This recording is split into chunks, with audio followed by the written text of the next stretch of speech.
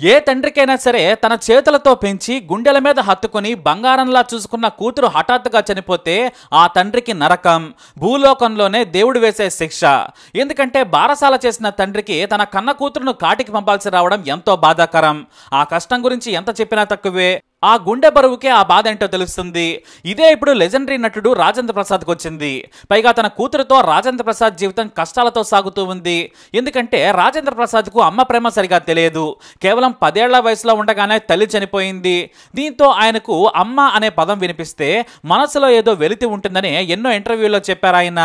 అమ్మ చేతిలో పెరిగి పెద్దవాడైన వాడు అదృష్టవంతుడు, నాకు ఆ అదృష్టం దొరకలేదనుకుని బాధపడేవారు. కానీ ఇప్పుడు రాజేంద్ర ప్రసాద్కు 2 కష్టాలు ఎదురయ్యాయి. సరిగ్గా తన కూతురు హఠాత్తుగా చనిపోవడంతో తన మనవడు మనవరాలు కూడా తన మాదిరిగానే తల్లి ప్రేమ లేకుండా పెరగాల్సి రావడం విధిరాత. మళ్ళీ తన మాదిరిగానే అమ్మ ప్రేమ కోసం తప్పించాల్సిన పరిస్థితి తన మనవడు బాలాజీ, మనవరాలు సాయి తేజస్వికి వచ్చిందని గుండె లవిసేలా ఏడ్చారు. రాజేంద్ర ప్రసాద్కు తన కూతురు గాయత్రి అదృష్టాన్ని తీసుకొచ్చారని చెప్పొచ్చు.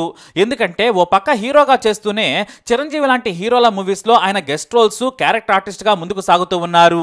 అయితే గాయత్రి పుట్టిన తర్వాత నిజంగానే ఆయనకు లక్ష్మి వచ్చిందని చెప్పొచ్చు. ఏకంగా లేడీస్ టైలర్, 2 రెళ్ళు 6, ఒక రాధా ఇద్దరు కృష్ణల సినిమాలతో స్టార్ అయిపోయారు రాజేంద్ర ప్రసాద్. ఓ కామెడీ స్టార్ గా ఏకంగా పెద్ద హీరోలకు పోటీ ఇచ్చారు రాజేంద్ర ప్రసాద్. తనకంటూ ప్రత్యేకమైన శైలిని క్రియేట్ చేసుకున్న రాజేంద్ర ప్రసాద్ కు కూతురు గాయత్రి పుట్టిన తర్వాత దశ మెరుపులా తిరిగింది. అందుకే నా అదృష్ట దేవత అంటూ ఎంతో ప్రేమగా పెంచుకున్నారు ఆయన. ఇక తనకు తల్లి లేని లోటు కూతురు ద్వారా తీరిందనుకున్నారు. మా అమ్మ నా కడుపున పుట్టిందని ఎంతో మురిసిపోయేవారు. కూతురును పేరు పెట్టి పిలవడం చాలా అరుదు. తల్లి, అమ్మ అని మాత్రమే పిలిచేవారు. మా అమ్మ నా కూతురు రూపంలో వచ్చిందని ఎంతో సంతోషించేవారు ఆయన. బహుశా అతిగా ప్రేమ పెంచుకున్నవి వస్తువులైనా బంధాలైనా ఎక్కువ రోజులు నిలవవేమో. ఎందుకంటే రాజేంద్ర ప్రసాద్ సినిమాల్లో బిజీగా ఉండేవారు. ఉదయం 6 గంటలకు ఇంటికి వెళితే రాత్రి 12 గంటలకు ఇంటికి వచ్చేవారు. మళ్ళీ ఉదయమే షూటింగ్కి వెళ్ళేవారు. దీంతో ఆయన తన కూతురుతో గడిపేందుకు ఏకంగా కారులో షూటింగ్ స్పాట్కి తీసుకెళ్లి మరీ గడిపేవారు. సమయం దొరకలేదని బాధపడకుండా తనతోనే ఎక్కువగా కూతురుని ఉంచుకునేవారు ఆయన. కాలం గిర్రున తిరిగింది. కానీ అందరి మాదిరిగానే యవ్వనంలో ఉన్న సమయంలో గాయత్రి తనకు నచ్చిన ఓ ప్రైవేట్ కంపెనీ ఉద్యోగిని ప్రేమించింది. తాను ప్రియుడినే పెళ్లి చేసుకుంటానని తండ్రికి చెప్పింది. కూతురు ప్రేమలో ఉన్నానని చెప్పిన రోజే ఆయన సగం చచ్చిపోయారు. ప్రేమ పెళ్లి వద్దమ్మా, నాకు నచ్చిన వాడితో నీకు నా చేతులతో పెళ్లి చేస్తాను, నీ పెళ్లిని అంగరంగ వైభవంగా చేయాలని నేను కలలు కన్నాను, దయచేసి ఈ ప్రేమ వద్దని కూతురికి నచ్చజెప్పారు. కానీ కూతురు గాయత్రి వినలేదు. ఎంతో బ్రతిమలాడారు. నా బంగారు తల్లి కదా అంటూ గడ్డం పట్టుకుని బ్రతిమలాడారు రాజేంద్ర ప్రసాద్. కానీ గాయత్రి మాత్రం తనకు నచ్చిన వ్యక్తిని పెళ్లి చేసుకుంటానని చెప్పింది. అయినా రాజేంద్ర ప్రసాద్ ఒక్క మాట కూడా అనలేదు, కోపడలేదు. వద్దని మాత్రమే చెప్పారు. తన మాట వినకుండా నచ్చిన వాడిని పెళ్లి చేసుకున్నారు గాయత్రి. అయినా కూడా కూతురుని తిట్టలేదు. ఎందుకంటే మా అమ్మ అనుకునేవారు. అమ్మ మీద కోపడతానా, నా తల్లి అంటూ అలిగారాయన. ఇంకా చెప్పాలంటే ప్రేమ పెళ్లి చేసుకుని వెళ్లిపోయిన తర్వాత సినిమాల్లో పాత్రలా రాజేంద్ర ప్రసాద్ జీవితం మారింది. అయినా కూడా కూతురు గురించి ఆయన ఎక్కడా కూడా మాట్లాడలేదు. మా అమ్మ నన్ను 10వ ఏట వదిలేసి దేవుడి దగ్గరకు వెళ్లిపోయింది. మా అమ్మ మళ్లీ పుట్టిందనుకున్నాను, నా దగ్గరే ఉంచుకోవాలనుకున్నాను. నాకు అదృష్టం లేదని రాజేంద్ర ప్రసాద్ కన్నీటి పర్యంతమయ్యారు. ఇక ఆ తర్వాత నుంచి మాటలు లేవు. కూతురితో ఎక్కువగా మాట్లాడేవారు కాదు. ఇక కూతురికి భర్తకు మధ్య వారధి రాజేంద్ర ప్రసాద్ సతీమణి విజయ్ చాముండేశ్వరి. ఈమె ఎవరో కాదు, సీనియర్ నటి రమాప్రభ దత్తపుత్రిక. అంటే స్వయాన అత్త అవుతారన్నమాట. ఎన్నోసార్లు మనవరాలితో కలిసిపోవాలని రమాప్రభ కూడా చెప్పారు. కానీ రాజేంద్ర ప్రసాద్ పంతానికి వెళ్లారు. సరిగ్గా 6 ఏళ్ల క్రితం మొదటిసారి బేవర్ సినిమా ప్రీ రిలీజ్ వేడుకలో చెప్పుకొని ఎమోషనల్ అయ్యారు రాజేంద్ర ప్రసాద్. ఈ రోజుల్లో బంధాలు బలహీనమైపోయాయి.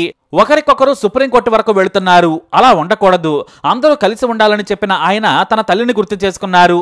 మా అమ్మ నాకు 10 ఏళ్లప్పుడే చనిపోయారు. నాకు కూతురు గాయత్రి పుట్టింది. నా తల్లి మళ్ళీ నాకు వచ్చిందనుకుని సంబరపడ్డాను. కానీ ఇప్పుడు నా బిడ్డకు నాకు మాటలు లేవు. ప్రేమ పెళ్లి చేసుకుని వెళ్ళిపోయింది. అయినా తనిష్టం.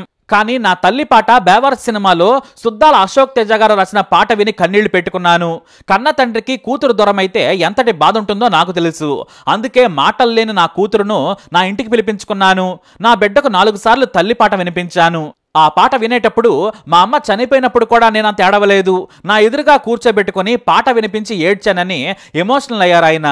ఎందుకంటే తన కూతురు గాయత్రి ఇంటి నుంచి వెళ్ళిపోయినప్పటి నుంచి కూడా నేను శవంలా బ్రతికాను, ప్రాణం ఉన్న శవంలా నేను జీవించానని ఆ పాటను గుర్తు చేసుకుని చెప్పారు రాజేంద్ర ప్రసాద్.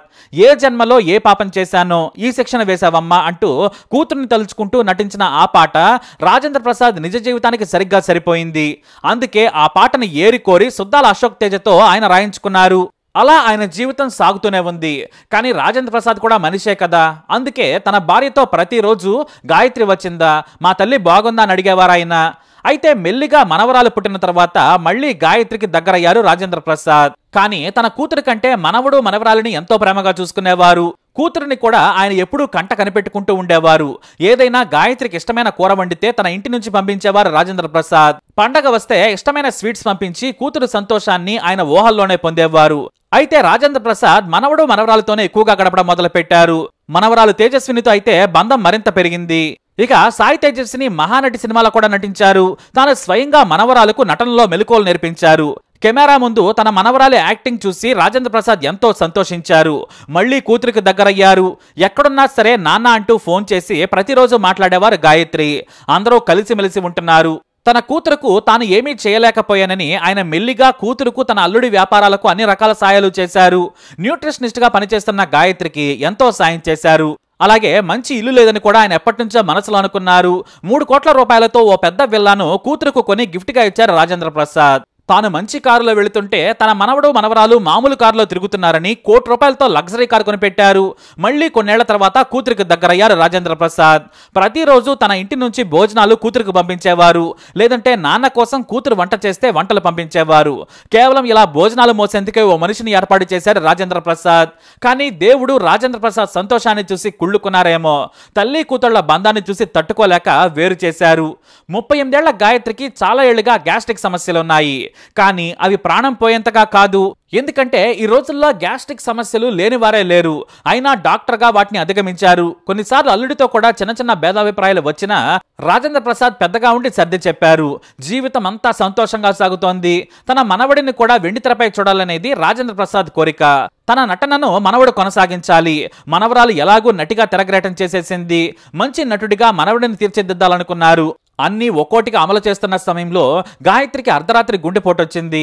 దీంతో వెంటనే ఏజీ ఆసుపత్రికి తరలించారు. ఆ సమయంలో రాజేంద్ర ప్రసాద్ షూటింగ్ లో ఉన్నారు. రాత్రి 12:40 గాయత్రిని ఆసుపత్రికి తీసుకెళ్లారు కుటుంబ సభ్యులు. షూటింగ్ నుంచి వేగంగా వచ్చిన రాజేంద్ర ప్రసాద్ కు బ్రతికుండగా కూతురును చూసే అదృష్టం దక్కలేదు. చిన్నప్పుడు ఎలాగైతే తల్లిని చనిపోయిన తర్వాత ఆసుపత్రిలో చూశారో ఇప్పుడు కూడా అలాంటి దురదృష్టమే వెంటాడింది. తండ్రి కూతుళ్ల బంధాన్ని చూసి దేవుడు కుళ్ళుకొని వేరు చేశాడు. మళ్లీ సరిగ్గా తన వయసంతతోనే తన మనవడు మనవరాలు తల్లి ప్రేమకు దూరమయ్యారని కన్నీటి పర్యంతమయ్యారు. ఏడ్చి ఏడ్చి ఆయన మొద్దుబారిపోయారని సన్నిహితులు మీడియాకు తెలియజేశారు. ఎలా ఏడవాలా కూడా తెలియనంతగా రాజేంద్ర ప్రసాద్ మారిపోయారని కన్నీటి పర్యంతమయ్యారు బంధువులు. ముందు రోజే కూతురు పంపిన వంటలు కూడా తిన్నారాయన.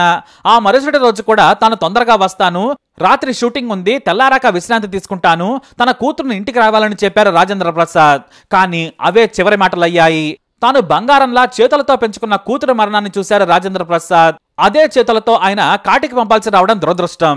68 ఏళ్ల రాజేంద్ర ప్రసాద్ వృద్ధాప్యంలో కూడా జీవితానికి సరిపడా నరకాన్ని చూస్తున్నారు. సినిమా పరిశ్రమ నుంచి మెగాస్టార్ చిరంజీవి నుంచి త్రివిక్రమ్, అల్లు అర్జున్, వెంకటేష్ ప్రతి ఒక్కరూ ఆయన్ని ఓదార్చారు. ధైర్యం చెప్పి జీవితంలో ముందుకు సాగాల్సిందేనంటూ మంచి మాటలు చెప్పి గుండెకు హత్తుకున్నారు. కానీ ఇది ఓదార్చితే పోయే బాధ కాదు. ఎందుకంటే ప్రేమించి పెళ్లి చేసుకుందన్న కోపంతో కొన్నేళ్ల పాటు కూతురితో మాట్లాడలేదు. ఇప్పుడు ప్రేమ పెంచుకొని దగ్గరయ్యాక తానే లేకుండా పోయింది. ఇంత చిన్న జీవితంలో ఇంత బాధ ఎవరికీ రాకూడదు. అందుకే ఈ జన్మలో కోపతాపాలు పెట్టుకొని వాటిని మాటల ద్వారా పెంచుకుంటే రాజేంద్ర ప్రసాద్ లాంటి కష్టమే రావచ్చు. ఏది జరిగినా ఎలా జరిగినా సరే క్షమించుకుంటూ వెళ్ళిపోవాలి. మనం తప్పు చేసినా క్షమించమని అడగాలి. చేయి పట్టుకుని ముందుకు సాగాలంతే. చిన్న వయసులోనే స్వర్గస్థురాలైన గాయత్రి ఆత్మకు శాంతి చేకూరాలని కోరుకుందాం.